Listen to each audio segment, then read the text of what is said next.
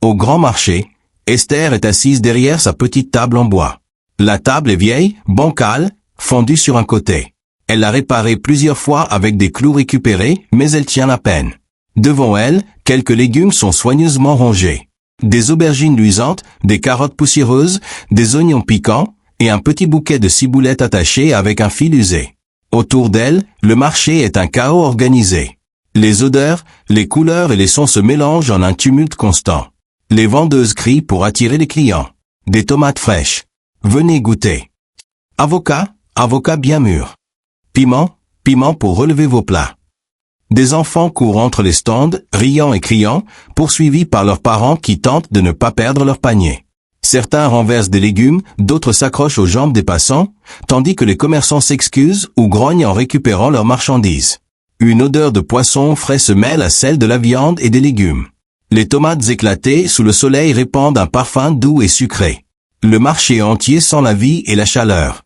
Les motos klaxonnent, des charrettes grincent, et les caisses en bois frappent le sol en créant un tumulte constant. Des rires, des cris, des négociations se superposent.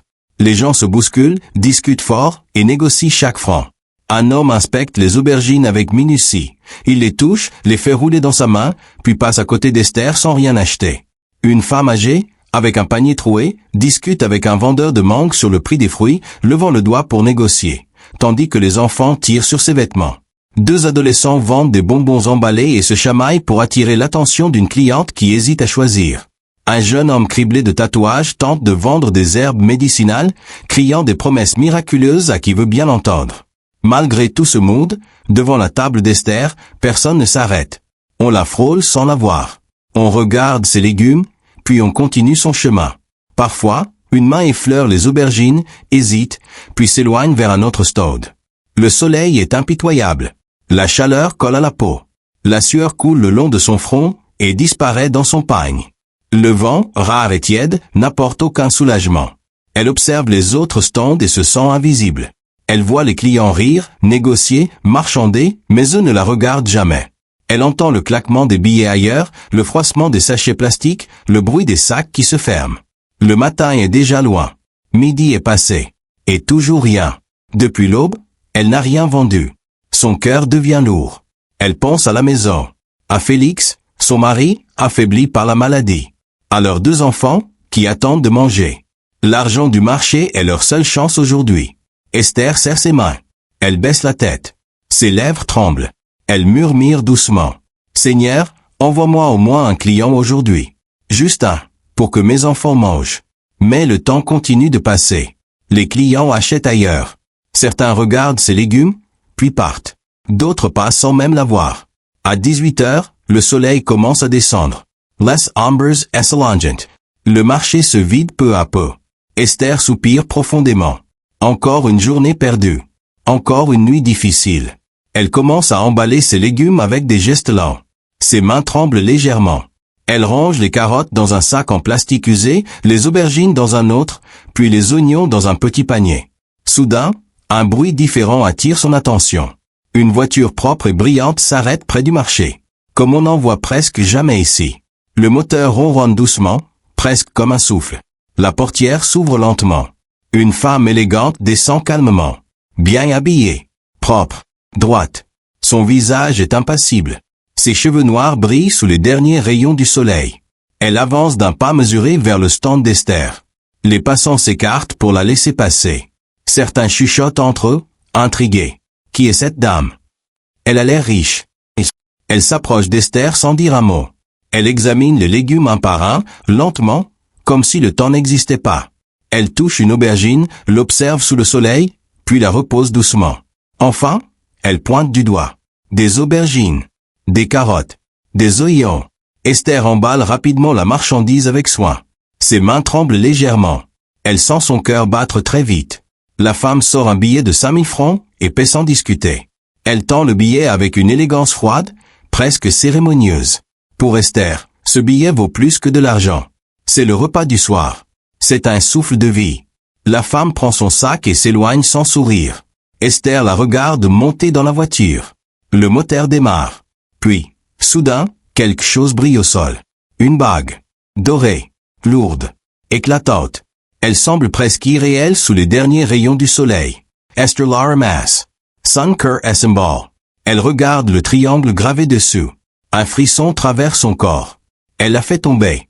Sans réfléchir, Esther se met à courir. Madame, madame, vous avez oublié votre bague. Mais la voiture accélère et disparaît au bout de la route. Esther reste immobile, la bague dans la main. Elle la regarde, fascinée et inquiète. Le métal froid glisse légèrement entre ses doigts. Elle reviendra sûrement demain. Je lui rendrai. Sans savoir que ce petit objet va bouleverser sa vie. Le soir, Esther rentre à la maison. Ses jambes sont lourdes. Ses mains sont encore tièdes du soleil et du stress. Félix est assis sur une chaise, pâle, mais souriant. Les enfants courent autour de la table, riant aux éclats. La petite maison sent bon, malgré les conditions modestes. Le repas est simple, mais il nourrit le cœur. Esther pose les légumes emballés et prépare la soupe. Après le repas, elle sort la bague du sac. Elle l'observe sous la lumière de la lampe. Le triangle gravé semble luire doucement. Elle hésite quelques secondes, puis la range dans le tiroir. Demain, je la rendrai, se dit-elle. Elle s'endort, épuisée, sans savoir que sa vie va basculer dès le lendemain. Le lendemain matin, en ouvrant le tiroir, Esther recule. Le tiroir est rempli de liasses de billets. 5 millions de francs. Ses mains tremblent, son souffle s'accélère. Elle appelle Félix. Less disputes commencent. Less questions fusent. Ils ne savent pas d'où vient cet argent. Félix utilise une partie pour payer les dettes, acheter des médicaments et préparer de la nourriture. La peur coexiste avec le soulagement. Chaque matin, l'argent revient. Toujours 5 millions. Le doute et l'inquiétude grandissent. Il décide de consulter le pasteur Marco. I'll examine la bague. Il parle d'esprit et de malédiction. Il lui confie la bague. Puis Marco disparaît. Quelques jours plus tard, Félix découvre une vidéo. Marco vit dans le luxe avec l'argent. La trahison éclate. Esther garde son calme. Nous avons encore ce qu'il faut pour recommencer proprement. Un mois plus tard, Marco revient sous la pluie, trempé et terrifié. Il supplie de l'aide. Esther prend la décision courageuse. Tu as choisi l'argent. Nous avons choisi la vie. Elle le chasse. La porte s'y referme. La pluie continue de tomber. La maison est simple, mais remplie de paix. Les rires des enfants, la santé de Félix et la dignité d'Esther valent plus que l'argent facile. Mieux vaut être pauvre et vivant que riche et condamné. L'histoire rappelle que l'argent facile cache souvent un prix invisible. La pauvreté peut éprouver, mais elle ne doit pas voler notre âme. Le vrai miracle est la paix du cœur, pas la richesse. Si vous avez aimé cette histoire, aimez la vidéo. Dites-nous ce que vous en avez appris. Et abonnez-vous pour plus de récits inspirants. Merci.